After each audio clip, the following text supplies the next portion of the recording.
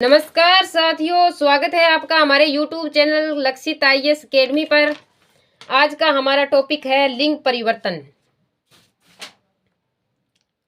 आज हम कल का वीडियो के अंदर हमने लिंग की परिभाषा के बारे में अध्ययन किया था और पुल्लिंग और लिंग शब्द कौन कौन से होते हैं, स्त्रीलिंग शब्दों के बारे में अध्ययन किया था। उनकी पहचान की थी कि किनको हम पुल्लिंग के रूप में जानते हैं, उनकी पहचान कैसे होती है पुल्लिंग शब्दों की, किसे पुल्लिंग कहते हैं और कौन से शब्द होते हैं जो कि स्त्रीलिंग शब्दों के रूप में हम प्रयोग में लेते हैं। तो इन दोनों का प्रयोग अलग अलग था। आज हम इस टॉपिक पर विस्तृत और पूरे विस्तार से इनका अध्ययन करने वाले हैं। तो देखिए, लिंग परिवर्तन। कल हमने जो पुल्लिंग और स्त्रीलिंग सीखा था, आज उनका परिवर्तन करना है। कोई भी शब्द एक ही रूप में मिलेगा हमें, या तो स्त्रीलिंग रूप में मिलेगा या फिर पुल्लिंग रूप में मिलेगा। तो उसके अंत में या शुरू में हम कोई और उच्चारण वर्ण लगा के, उच्चारित वर्ण या फिर कोई शब्द लगा के उसका नया रूप बना देंगे, यानी दूसरा लिंग बना देंगे। पुल्लिंग होगा तो स्त्रीलिंग बना देंगे और स्त्रीलिंग होगा तो उसका पुल्लिंग बना देंगे। इसमें क्या करना पड़ेगा कि या तो उसके अंत में प्रत्यय लगेगा या फिर शुरू में क्या लगेगा, उपसर्ग लगेगा। उसी के बारे में आज हम अध्ययन करने वाले हैं। तो देखिए, लिंग परिवर्तन। लिंग परिवर्तन मतलब कि लिंग में परिवर्तन करना, पुल्लिंग को स्त्रीलिंग में बदलना और स्त्रीलिंग को पुल्लिंग में बदलना। एग्जाम में क्वेश्चन किस तरह से आते हैं कि निम्न में से इसका लिंग परिवर्तन कीजिए, ठीक है।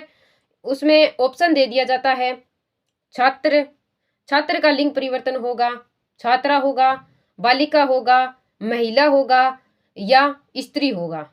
इस प्रकार ऑप्शन आएगा, इसमें से हमें एक को चूज करना है। तो आज हम उन सभी शब्दों के बारे में अध्ययन करने वाले हैं। तो देखिए, लिंग परिवर्तन समझ गए।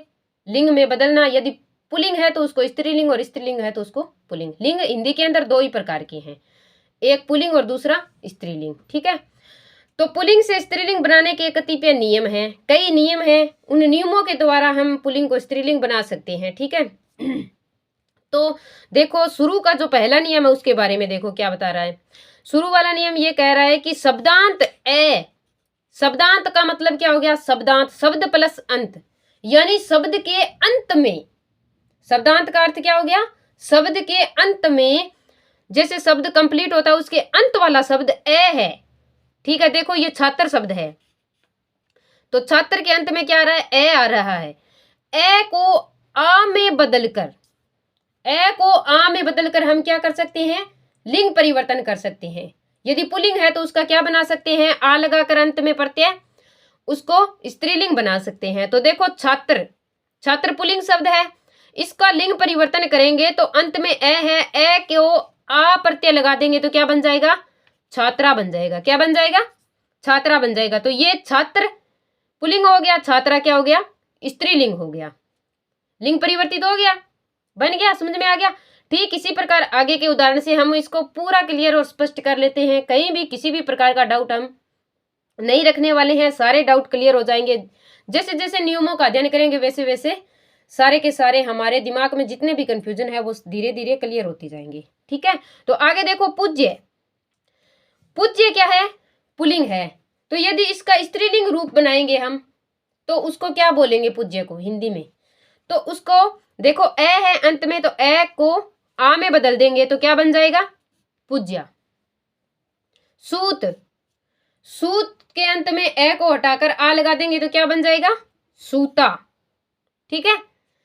वृद्ध, वृद्ध के अंत में आ लगा के क्या बन जाएगा, वृद्धा, ठीक है। वृद्ध पुरुष, वृद्धा स्त्री, बन गया। भवदीय, भवदीय एक पुल्लिंग शब्द है तो इसको स्त्रीलिंग बनाएंगे। यदि स्त्रीलिंग को हम सूचित करेंगे, बोधित करेंगे, स्त्रीलिंग का बोध करवाएंगे तो इस शब्द के अंत में क्या लगा देंगे, आ लगा देंगे। आ लगा देंगे तो ये क्या बन जाएगा, भवदिया। क्या बन जाएगा, भवदिया। अनुज, अनुज के अंत में आ लगाने से क्या बन जाएगा, अनुजा। अनुज एक लड़का होता है, अनुजा एक लड़की का बोध करा रही है, यानी ये एक लड़की वर्ग से है या स्त्री वर्ग से है, और अनुज जो है वो एक पुरुष वर्ग से है। दो जातियां हो गई। लिंग क्या होता है, पहचान होता है, पुरुष की पहचान और स्त्री की पहचान, ठीक है। लिंग हो गया, लिंग का मतलब पहचान हो गया, मतलब स्त्री जाति की पहचान और पुरुष जाति की पहचान। तो इसी प्रकार जो पुरुष जाति की पहचान करता है उसको पुल्लिंग बोलते हैं, और स्त्री जाति का बोध कराने वाले शब्दों को स्त्रीलिंग बोलते हैं। तो यहाँ पे अनुज किसका बोध करवा रहा है? पुरुष जाति का करवा रहा है, यानी कि ये क्या है? पुल्लिंग है। अनुजा क्या है? स्त्रीलिंग है, ये स्त्री जाति का बोध करवा रही है। ठीक है, इन शब्दों से हमें पता चल जाता है स्त्री और पुरुष के अंदर अंतर का। ठीक है, अब देखो दूसरा नियम क्या कहता है। व्याकरण, हिंदी व्याकरण का दूसरा नियम ये कहता है लिंग परिवर्तन के अंदर कि हम आगे लिंग परिवर्तन किस प्रकार कर सकते हैं। तो देखो शब्दांत में, यानी शब्द के अंत में क्या देखने को मिलेगा? ए मिलेगा हमें। ए को ई में बदलकर, यानी यदि शब्द के अंत में ई है, ई नहीं है, ए है, ए को ई में बदलकर, ए को हम बड़ी ई में बदल देंगे तो वे शब्द कौन कौन से हैं जिनको हम ए हटाकर ई में बदलेंगे? सभी शब्दों के अंत में हम आ, ई जो भी है वो नहीं लगा सकते। हमें उन शब्दों की पहचान करनी होगी कि कौन सा पुरुष या पुल्लिंग शब्द को हम स्त्रीलिंग में बदलने के लिए कौन से प्रत्यय का प्रयोग कर सकते हैं, कौन से वर्ण का प्रयोग करके हम उसको लिंग परिवर्तन कर सकते हैं। इसके लिए हमें इन नियमों का अध्ययन करना पड़ेगा कि कौन कौन से शब्द के अंत में हम कौन सी वर्ण को हटाकर कौन से नए शब्द को जोड़कर उसका लिंग परिवर्तन कर सकते हैं या शब्द को बदल सकते हैं, शब्द का नया रूप बना सकते हैं, शब्द को परिवर्तित कर सकते हैं। तो देखो शब्द के अंत में ए लग रहा है, यहाँ भी ए लग रहा है, लेकिन हम देखो छात्र के अंत में ए, लेकिन यहाँ पे हम ई लगा के इसका लिंग परिवर्तन नहीं कर सकते। छात्र को अंत में ई लगा देंगे तो क्या बन जाएगा? छाई बन जाएगा, ये तो छात्री बन जाएगा। तो ये तो इस शब्द का तो कोई मतलब ही नहीं है, अर्थ भी नहीं निकल रहा है, अनर्थ हो रहा है ना। तो ऐसा नहीं करना है, इनकी पहचान रखनी है हमें। ठीक है, तो देखो देव, देव शब्द है, देव शब्द के अंत में क्या है? ए है। ए को हटाकर हमने क्या बना दिया? ई प्रत्यय इसमें जोड़ दिया। कौन सा प्रत्यय जोड़ दिया? ई प्रत्यय जोड़ दिया। ई प्रत्यय को जोड़ने के बाद में देव प्लस ई को जोड़ेंगे तो क्या बन जाएगा? देवी बन जाएगा। क्या बन जाएगा? देवी। तो देव देवता होता है, पुल्लिंग का बोध करा रहा है, यानी ये पुल्लिंग वाचक शब्द है, और देवी स्त्रीलिंग वाचक शब्द हो गई, यानी ये स्त्री जाति का बोध करवा रही है। देव को हमने देवी बना दिया, लिंग परिवर्तन हो गया। ठीक इसी प्रकार पुत्र, पुत्र के अंत में ए है और हमने ई लगा देंगे तो ये क्या बन जाएगा? पुत्री बन जाएगा। इसी प्रकार गोप, गोप के अंत में ई का प्रयोग करने से क्या बन जाएगा? गोपी बन जाएगा।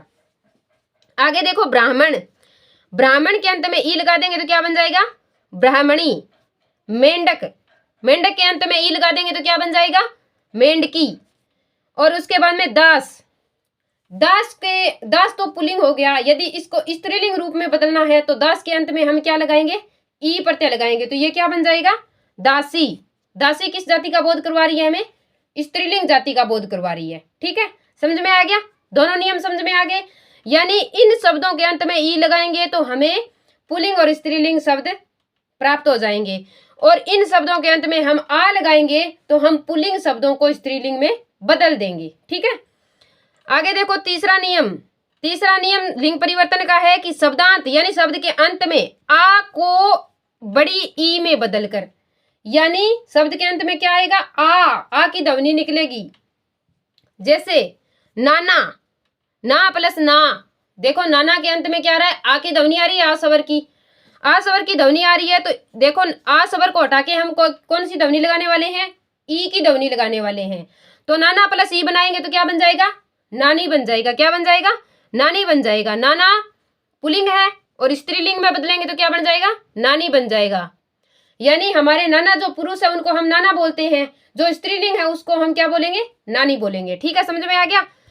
तो ठीक इसी प्रकार लड़का, लड़का के अंत में आ लग रहा है और इसको आ हटा के हम क्या कर देंगे? ई की मात्रा लगाएंगे तो ये क्या बन जाएगा? लड़की। लड़का पुल्लिंग का बोध करवा रहा है और लड़की स्त्रीलिंग है। ठीक है, घोड़ा, घोड़ा का क्या बन गया? घोड़ी बन गया ई प्रत्यय लगने से। और बेटा का क्या बन गया? बेटी। रस्सा का रस्सी, चाचा का चाची। अब देखो हमने इनसे ये शब्द बना लिए। इन नियमों का उल्टा भी तो हो सकता है, जरूरी नहीं है कि एग्जाम में क्वेश्चन नाना के अंत में क्या लगेगा कि नानी बनेगा ये पूछे। हमसे एग्जामिनर ये क्वेश्चन भी कर सकता है नानी शब्द का लिंग परिवर्तन कीजिए। तो हमें नियम याद होना चाहिए कि हमने नानी शब्द को किस कारण किससे परिवर्तित किया था? तो नानी, देखो नानी है तो नानी का पुल्लिंग क्या होगा? नाना होगा। यानी ई को हटाकर आ की मात्रा लगा देंगे तो क्या बन जाएगा? पुल्लिंग बन जाएगा, स्त्रीलिंग रूप। हमेशा पुल्लिंग देकर ही स्त्रीलिंग में परिवर्तित करना प्रश्न नहीं बनता है, उल्टा भी बन सकता है। यानी स्त्रीलिंग को भी पुल्लिंग में बदलने का क्वेश्चन बनता है। तो हमें दोनों नियम याद होने चाहिए। जैसे नाना से नानी बनाया तो नानी से भी नाना बन सकता है, ठीक है ना? इस तरीके से याद रखना है। अब ये चाची का पुल्लिंग रूप क्या होगा? चाचा होगा। रस्सी का पुल्लिंग रूप क्या होगा? रस्सा होगा। बेटी का पुल्लिंग रूप क्या होगा? बेटा होगा, ठीक है ना? अब चौथा नियम ये है कि शब्दांत यानी शब्द के अंत में क्या मिलेगा? आ मिलेगा। आ को इया में बदलकर, यानी आ शब्द है तो उसको किस में बदलेंगे हम? आवरण को। आवरण को हम इया में बदल देंगे। इया में बदलेंगे तो उनसे हमें कौन सा नया शब्द मिलेगा जो स्त्रीलिंग का बोध करवाएगा? देखो, बुढ़ा। बुढ़ा में आ की ध्वनि आ रही है अंत में, आ को हमने क्या बना दिया? इया बना दिया। तो यहाँ पे क्या बन जाएगा? बुढ़िया। यानी बूढ़ा व्यक्ति है तो यदि उस बुढ़ी कोई स्त्री है तो उसको हम किस नाम से संबोधित करेंगे? बुढ़िया, ठीक है। उसके बाद में चूहा। चूहा यदि पुल्लिंग है तो यदि स्त्रीलिंग होगी तो उसको हम किस नाम से कहेंगे? इया लगा के, चूहिया बन गया। कुत्ता। कुत्ता का क्या बन गया? कुतिया। और कुतिया का पुल्लिंग शब्द पूछे तो कुत्ता। चूहिया का पुल्लिंग शब्द पूछे तो चूहा, ठीक है। हमें दोनों तरफ से नियम याद रखने हैं। स्त्रीलिंग बनाने वाले भी नियम आने चाहिए और पुल्लिंग बनाने वाले नियम भी हमें आने चाहिए। ठीक इसी प्रकार आगे के नियमों को देखते हैं। जैसे डिब्बा। डिब्बा के अंत में आ है, आ को किस में बदल दिया? इया में बदल दिया तो क्या बन गया? डिबिया, ठीक है। बेटा। बेटा को इया में बदलेंगे तो क्या बन जाएगा? बिटिया। लोटा का क्या बन गया? लुटिया, ठीक है। हो गया ये। इसके बाद में देखो शब्दांत, पांचवा नियम। पांचवें नियम में यह दिया गया है कि शब्द के अंत में प्रत्यय अक को इका में बदलकर, यानी हमें अक शब्द देखने को मिलेगा अंत में। यदि किसी शब्द के अंत में अक प्रत्यय मिलता है तो उसको कौन से प्रत्यय के अंदर हम परिवर्तित करेंगे? उनको हम इका में परिवर्तित करेंगे। किस में करेंगे? इका में। इका में जब परिवर्तित करेंगे तो उनका क्या बनेगा? कौन कौन से शब्द बनेंगे? देखो, बालक, ठीक है। बालक शब्द का क्या बन जाएगा? इका लगाएंगे तो बालक शब्द का क्या बनेगा? बालिका। लेखक। लेखक का बन जाएगा लेखिका। नायक। नायक का बन जाएगा नायिका। इका लग रहा है ना अंत में। और उसके बाद में पाठक। पाठक का बनेगा पाठिका। और गायक। गायक का बनेगा गायिका। और विधायक। विधायक का बनेगा विधायिका। अब क्वेश्चन देखो इस प्रकार भी आ सकता है कि विधायिका, नायिका, लेखिका और गायिका, इन शब्दों में कौन से प्रत्यय का प्रयोग किया गया और इन्हें लिंग परिवर्तित किया गया? तो हमें यह भी पता होना चाहिए इसमें कौन सा प्रत्यय लगा है अंत में? इका प्रत्यय लगा है। और इनका पुल्लिंग रूप यदि पूछ लिया जाए कि लेखिका शब्द का पुल्लिंग रूप बताइए कौन सा है, तो हमें पता होना चाहिए क्या होगा? लेखक। लेखिका का क्या होगा? लेखक होगा। नायिका का नायक होगा। विधायिका का विधायक होगा।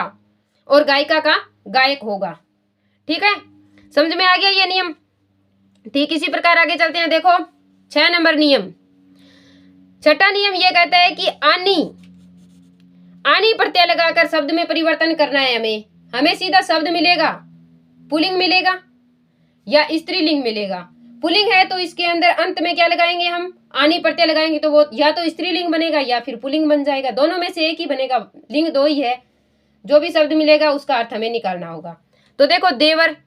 देवर क्या होता है? पुल्लिंग होता है, व्यक्ति होता है, पुरुषवाचक होता है, ठीक है। तो यदि इसे स्त्रीवाचक बनाएंगे तो क्या करेंगे? आनी प्रत्यय लगाएंगे। देवर के अंत के अंदर आनी प्रत्यय लगाने से क्या बन जाएगा? देवरानी। क्या बन जाएगा? देवरानी। तो ये देवर पुल्लिंग और देवरानी क्या बन गया? स्त्रीलिंग बन गया, ठीक है। ये पुल्लिंग से स्त्रीलिंग में परिवर्तित हो गया, लिंग परिवर्तन हो गया ना, आनी प्रत्यय लगाने से हुआ है, ठीक है। ठीक इसी प्रकार चौधरी। चौधरी के प्लस में आनी लगाएंगे तो क्या बन जाएगा? चौधरानी। उसके बाद में सेठ से क्या बन जाएगा? सेठानी। और भव से क्या बन जाएगा? भवानी। जेठ से क्या बन जाएगा? जेठानी। और आगे ये 7वां नियम देखो, नी प्रत्यय लगाकर, यानी किसी शब्द के अंत में नी प्रत्यय लगा देंगे तो उसका लिंग परिवर्तन हो जाएगा। कैसे? देखो शेर है, शेर तो पुल्लिंग वाचक है, मतलब पुरुषवाचक है, नर हो गया। तो अब यदि शेर के पीछे जो होगी उसको क्या बोलेंगे, जो स्त्री वाचक होगी उसको क्या बोलेंगे, शेर को, शेर की पत्नी को क्या बोलेंगे, क्या बोलेंगे, उसे शेरनी बोलेंगे। नी प्रत्यय लग गया। ठीक इसी प्रकार मोर, मोर का क्या बना दिया, मोरनी बना दिया, दूसरा शब्द ही नहीं लिया हमने। जाट का क्या बना दिया, जाटनी बना दिया। सिंह का क्या बन गया, सिंहनी बन गया। ऊंट का क्या बन गया, ऊंटनी बन गया। भील का क्या बन गया, भीलनी बन गया। ठीक है।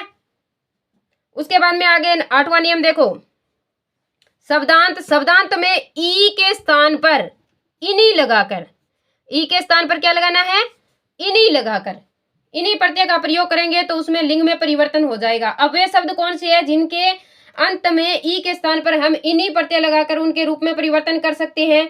तो वे मात्र 3 ही शब्द हैं। कौन कौन से? देखो, हाथी, हाथी पुरुष जाति का बोध करवा रहा है, तो स्त्री जाति का बोध करवाने वाला शब्द कौन सा होगा? हथीनी। कौन सा होगा? हथीनी। हथीनी में कौन सा प्रत्यय लगा है? इनी प्रत्यय लगा है। हाथी ई की मात्रा तो है, इनी लगा दिया तो क्या बन गया? हथीनी बन गया। ठीक इसी प्रकार तपस्वी, तपस्वी पुरुष जाति का बोध करवा रहा है, पुल्लिंग है, तो स्त्रीलिंग में बदलेंगे तो इसमें क्या करेंगे? इनी प्रत्यय का प्रयोग करेंगे। अंत में शब्द के अंत में इनी प्रत्यय लगाएंगे तो क्या बन जाएगा? तपस्वी प्लस इनी, तपस्विनी बन गया। ठीक है, ये स्त्रीलिंग बन गया। ठीक इसी प्रकार स्वामी पुल्लिंग है तो इसे स्त्रीलिंग में बदलेंगे तो क्या बना देंगे इसको? स्वामिनी। स्वामिनी क्या होती है? स्त्री होती है, स्त्री जाति का बोध करवाने वाली होती है। ठीक है। ठीक इसी प्रकार 9वां नियम, 9वां नियम क्या है? इन प्रत्यय लगाकर, यानी शब्द के अंत में हम इन प्रत्यय लगा देंगे तो वो क्या, उसका क्या हो जाएगा? शब्द का लिंग परिवर्तन हो जाएगा। ठीक है। देखो, माली, माली कौन सा शब्द है? पुल्लिंग है या स्त्रीलिंग है? माली एक पुल्लिंग शब्द है। यदि इसको स्त्रीलिंग में बदलना हो तो हम क्या करेंगे?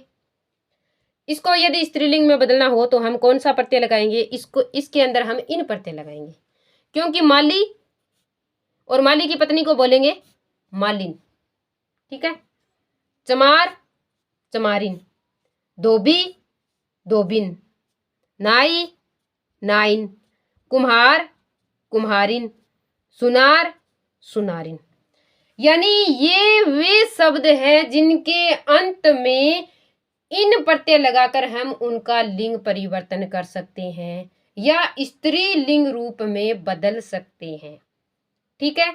माली, नाई, चमार, कुम्हार, धोबी और सुनार, इन शब्दों के अंत में हम इन प्रत्यय लगाकर क्या बना देंगे? इन्हें स्त्रीलिंग प्रत्यय, यानी स्त्रीलिंग शब्द बना देंगे, इनका लिंग बदल देंगे। ठीक है। आगे देखो, आइन प्रत्यय लगाकर, वे कौन से शब्द हैं जिनके अंत में हम आइन प्रत्यय लगाकर लिंग में परिवर्तन कर सकते हैं या फिर उनके लिंग को बदल सकते हैं? पुल्लिंग को स्त्रीलिंग में बदल सकते हैं और स्त्रीलिंग को पुल्लिंग में बदल सकते हैं। तो वे देखो, शब्द देखो, चौधरी।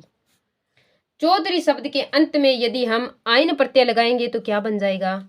चौधराइन। क्या बन जाएगा? चौधराइन। ठाकुर, ठाकुर के अंत में यदि हम आइन प्रत्यय लगाएंगे तो क्या बन जाएगा? ठकुराइन। क्या बन जाएगा? ठकुराइन। इसी प्रकार एक शब्द पहले भी इसका एक उदाहरण आया था, आनी प्रत्यय वाला। यदि चौधरी के अंत में आनी लगा देते हैं तो वो चौधरानी बन जाती है।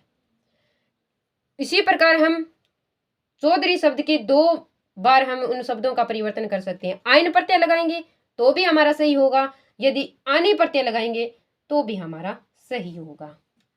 इसके बाद में ठाकुर, ठाकुर से हमने क्या बना दिया? ठकुराइन बना दिया। और आगे देखो, मुंशी, मुंशी के अंत में हमने आइन प्रत्यय लगा के क्या बना दिया? मुंशियाइन। क्या बना दिया? मुंशियाइन बना दिया। अब है 11वां नियम। 11 नंबर नियम में क्या दिया है कि शब्द के अंत में वान के स्थान पर, वान के स्थान पर वती लगाकर हमें जो पुल्लिंग शब्द होगा उसके अंदर क्या देखने को मिलेगा? अंत में वान शब्द मिलेगा। हमें क्या करना है? उसका लिंग परिवर्तन करना है या दूसरे लिंग में हम उसको बदलेंगे। पुल्लिंग को यदि स्त्रीलिंग में बदलेंगे तो क्या कर देंगे? वान को हटाकर क्या बना देंगे? उसका, उसके अंत में हम वती शब्द जोड़ देंगे। वती शब्द जोड़ने से क्या हो जाएगा? वो स्त्रीलिंग में बदल जाएगा। तो देखो, वे कौन से शब्द है जिनके अंत में वान को हटाकर हम वती शब्द लगाकर लिंग में परिवर्तन कर सकते हैं? तो वे शब्द देखो, गुणवान, गुणवान के अंत में देखो वान है, वान प्रत्यय लगा हुआ है, वान हटाकर हम वती शब्द जोड़ देंगे, वती प्रत्यय लगा देंगे तो क्या बन जाएगा, गुणवान का गुणवती बन जाएगा। गुणवान एक पुरुष के लिए प्रयोग में लिया जाता है और गुणवती एक स्त्री के लिए प्रयोग में लिया जाता है। पुत्रवान, पुत्रवान एक पुरुष जाति का बोध करवाता है और पुत्रवती एक स्त्री जाति का बोध करवाती है। भगवान, भगवान एक पुरुष है यानी पुरुष जाति है और भगवती देवी या स्त्री जाति का बोध करवाती है। बलवान एक पुरुष जाति है और बलवती एक स्त्री जाति है। भाग्यवान एक क्या है, पुल्लिंग है और भाग्यवती क्या है, एक स्त्री है। सत्यवान एक पुरुष है और सत्यवती एक स्त्री है। ठीक है, ये हमने यहाँ पे वान हटाकर क्या लगा दिया, वती प्रत्यय का प्रयोग कर दिया। तो ये नियम बहुत ही इंपॉर्टेंट है हमारा, वान को हटाकर अंत में हमें क्या लगाना है, वती लगाना है। और वती यदि अंत में है तो उसको हटाकर हम क्या लगा देंगे, वान प्रत्यय लगा देंगे, उससे हम स्त्रीलिंग को पुल्लिंग में बदल सकते हैं। ठीक है, यदि पुत्रवती आ गया तो इसको पुल्लिंग में कैसे बदलेंगे, तो इसके अंत में वती को हटाकर वान लगा देंगे तो ये क्या बन गया, पुत्रवती से पुत्रवान बन गया। भगवती से भगवान बना देंगे और सत्यवती से क्या बन जाएगा, सत्यवान पुल्लिंग में बदल जाएगा। ठीक इसी प्रकार 12वां नियम है, शब्द के अंत में मान के स्थान पर हमें शब्द के अंत में क्या शब्द मिलेगा, मान मिलेगा। मान के स्थान पर हमें क्या लगाना है, मति लगाना है। जिस प्रकार यहाँ पे वान के स्थान पर हमने वती लगाया था, उसी प्रकार मैं से मति और वै से वती है। तो यहाँ से मान से क्या करना है, हमें मति लगाकर नए शब्द का निर्माण करना है या नए लिंग का निर्माण करना है, लिंग को परिवर्तित करना है या स्त्रीलिंग रूप में बदलना है। तो इसके लिए हम देखो श्रीमान शब्द है, अंत में क्या आ रहा है, मान आ रहा है। तो हम इस मान को हटाकर वती का प्रयोग करेंगे तो क्या हो जाएगा, श्रीमती हो जाएगा। ये पुल्लिंग है तो ये स्त्रीलिंग में बदल जाएगा। इसी प्रकार बुद्धिमान है, बुद्धिमान का स्त्रीलिंग रूप में परिवर्तन करने पर हमें मति का प्रयोग से बुद्धिमती स्त्री लिंग का शब्द मिल जाएगा। इसी प्रकार आगे आयुष्मान, आयुष्मान एक पुरुष यानी पुल्लिंग है तो इसको स्त्रीलिंग में बदलेंगे तो क्या अंत में मति लगने से क्या बन जाएगा, आयुष्मती बन जाएगा।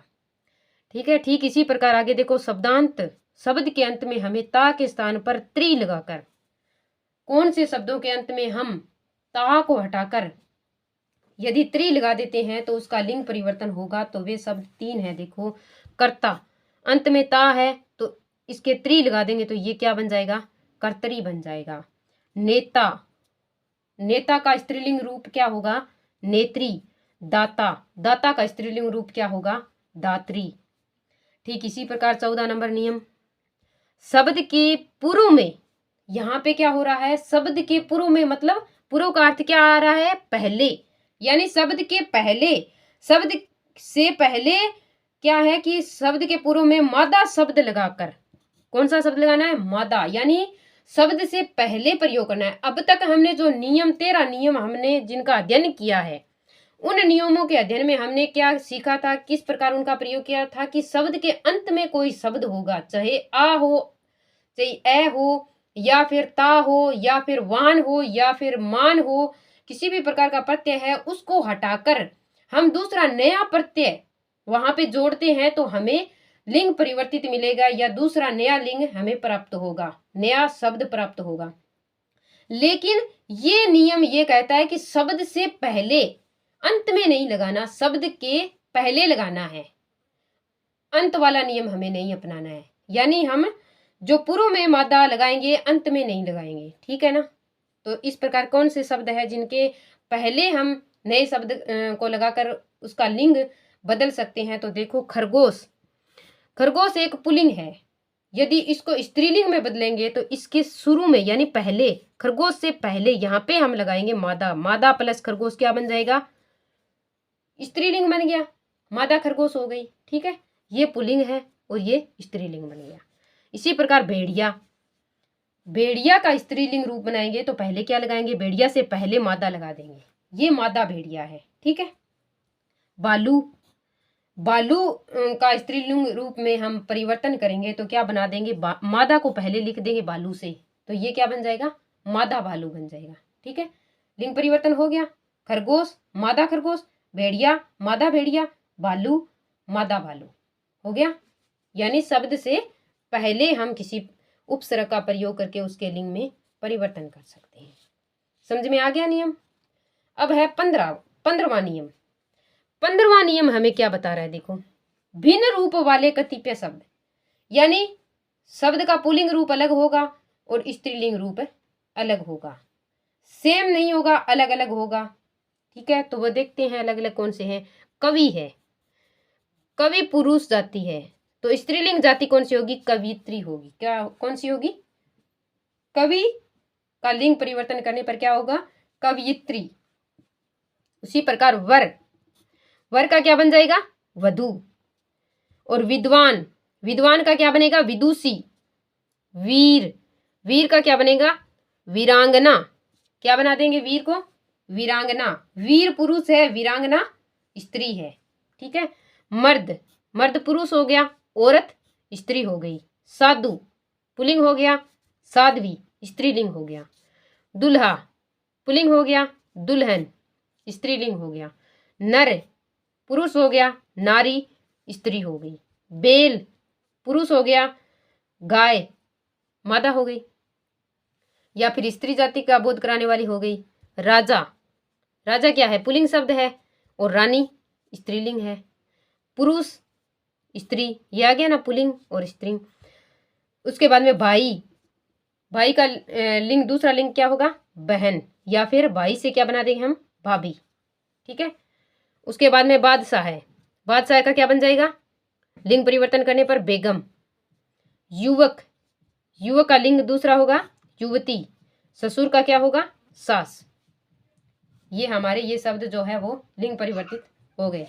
उसके बाद में विशेष, विशेष ये दिया हुआ है इसमें कि तारा, कुछ विशेष नियम बनाए हुए हैं जो कि हमारे और भाषाओं में भी प्रयोग में लिए जाते हैं, लेकिन हमें यहाँ पे अपना सारा का सारा कंफ्यूजन दूर करना है।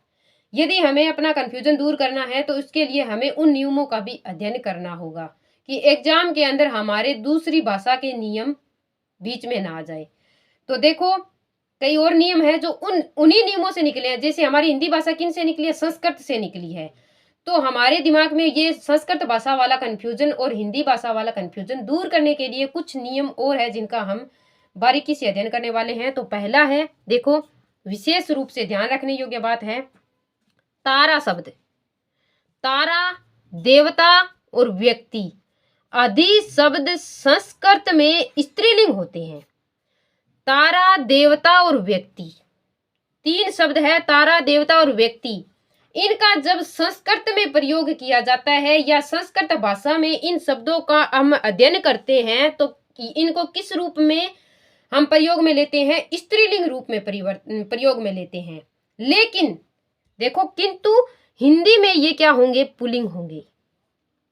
हम हिंदी में यदि तारा, देवता और व्यक्ति शब्द का प्रयोग करेंगे तो इन्हें किस रूप में प्रयोग में लेंगे, स्त्रीलिंग रूप में न लेकर के पुल्लिंग रूप में लेंगे। ठीक है, ये पुरुष जाति का बोध करवाएंगे हिंदी में, और संस्कृत में किस जाति का बोध कराते हैं, ये स्त्रीलिंग जाति का बोध करवाते हैं। थोड़ा सा इस नियम का हमें ध्यान रखना है कि संस्कृत में इनका स्त्रीलिंग रूप में प्रयोग होता है और हिंदी में इनका पुल्लिंग रूप में प्रयोग होता है।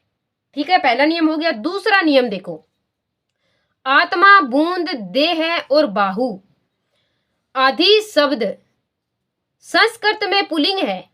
देखो, इनका संस्कृत में किस रूप में प्रयोग होता है, पुल्लिंग के रूप में होता है। ये पुरुष जाति का बोध कराते हैं। लेकिन देखो, हिंदी के अंदर हम हिंदी के बारे में अध्ययन कर रहे हैं तो हिंदी में तो हमें बोलने से ही पता चल रहा है कि हम इनका प्रयोग किसमें करते हैं, स्त्रीलिंग में करते हैं। किंतु हिंदी में तो इनका प्रयोग स्त्रीलिंग है। तारा, देवता, व्यक्ति संस्कृत में स्त्रीलिंग है लेकिन हिंदी में पुल्लिंग है। परंतु देखो, यहाँ पे आत्मा, बूंद, देह और बाहु, ये चार शब्द हैं जिनका हम स्त्रीलिंग रूप में प्रयोग करते हैं हिंदी में। संस्कृत में इसका प्रयोग होता है पुल्लिंग में। ठीक है, दो नियम हो गए। तीसरा नियम देखो, संस्कृत में इमा प्रत्यांतक शब्द, यानी जिसके अंत में इमा प्रत्यय लगा हुआ हो, जिस शब्द के अंत में, संस्कृत में जैसे महिमा, महिमा में ईमा प्रत्यय लगा हुआ है।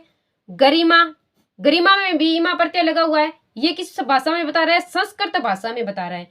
सीमा, सीमा में भी ईमा प्रत्यय लगा हुआ है। आदि पुल्लिंग होते हैं। ठीक है, ये नियम हमें क्या बता रहा है कि संस्कृत में ईमा प्रत्यय लगा होने पर जो शब्द बनते हैं वो पुल्लिंग कहलाते हैं। लेकिन इनका प्रयोग देखो, ये महिमा, गरिमा और सीमा, इनका प्रयोग हम हिंदी में किस रूप में करते हैं? स्त्रीलिंग रूप में करते हैं। किस में करते हैं? स्त्रीलिंग रूप में करते हैं। तो इन छोटी छोटी बातों का हम गौर से यदि ध्यान देते हैं तो हमारे नंबर एग्जाम में कटने से बच जाते हैं और नेगेटिव भी नहीं जाते हैं। तो देखो, किंतु हिंदी में ये तत्सम शब्द होते हैं, होते हुए भी स्त्रीलिंग है। ये कौन से शब्द है? ये संस्कृत से सीधे लिए गए हैं हिंदी में। तत्सम शब्द कौन से होते हैं? जिनका प्रयोग जैसे संस्कृत में होता था वैसे ही हम हिंदी में उनको सीधे उठा लिया। उन शब्दों के अंदर बिना कोई बदलाव या परिवर्तन के हमने प्रयोग में ले लिया। ठीक है, संस्कृत से उठाकर सीधा हिंदी में रख लिया। लेकिन ये शब्द क्या हो गए? तत्सम हो गए, संस्कृत के शब्द हैं। इनका प्रयोग संस्कृत में तो किस रूप में होता है? पुल्लिंग में होता है। लेकिन हिंदी में इनका प्रयोग हम किस रूप में करते हैं? स्त्रीलिंग रूप में करते हैं। ठीक है, शब्द में आ गया। चलो आगे चलो। 4 नंबर नियम देखो, अप्रत्यांतक, प्रत्यांतक यानी शब्द के अंत में लगा हुआ प्रत्यय का शब्द। अप्रत्यांतक जैसे जय, विजय, पराजय संस्कृत में पुल्लिंग होते हैं। जय, विजय और पराजय संस्कृत में किस रूप में जाने जाते हैं? किस रूप में प्रयोग में लिए जाते हैं? पुल्लिंग के रूप में प्रयोग में लिए जाते हैं। किंतु हिंदी में ये क्या होते हैं? स्त्रीलिंग शब्द होते हैं। क्या होते हैं? स्त्रीलिंग या स्त्री जाति का बोध करवाने वाले शब्द हैं। समझ में आ गया? इसके बाद में 5वां नियम।